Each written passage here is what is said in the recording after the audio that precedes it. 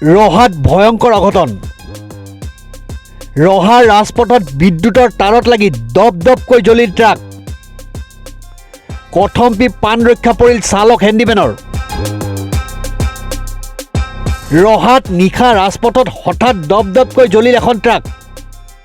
ৰহাৰ খাইগড় ৰাষ্ট্ৰীয় পথৰ কাষত হঠাৎ জ্বলি উঠিল ট্ৰাকখন। ট্ৰাকখনৰ নম্বৰ হৈছে AS01W9487। কাৰ্বি আংলঙৰ ফুলনিৰ পৰা গুৱাহাটী খানাপাৰালৈ খেৰ কঢ়িয়াই আনিছিল ট্ৰাকখনে। কথম্পি প্ৰাণ ৰক্ষা ট্ৰাকখনৰ চালক হেণ্ডিমেনৰ। পাছত দুখন অগ্নি নিৰ্বাপক বাহিনীৰ গাড়ীয়ে জুই নুমুৱাবলৈ সক্ষম হয় যদিও ইতিমধ্যে ট্ৰাকখনৰ বহু অংশ জ্বলি ভস্মীভূত হয়।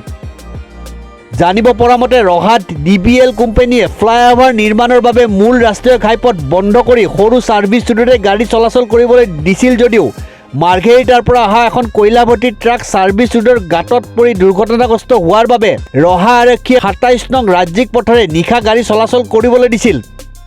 সেই পথেৰে খাইগড়ত পথৰ ওপৰত থকা বৈদ্যুতিক তাঁৰত লাগি খেৰৰ ট্ৰাকখনত জুই লাগে। ট্ৰাকখনৰ পৰা জঁপিয়াই প্ৰাণ বচাই চালক হেণ্ডিমেনে।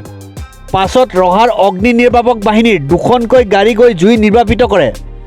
এই লৈ নিশা অঞ্চলটোত এক হোৱা-দোৱা পৰিৱেশৰ সৃষ্টি হয়। উল্লেখযোগ্য যে বৰ্তমানো কয়লাৰ ট্ৰাকখনে পথটো বন্ধ কৰি ৰাখিছে।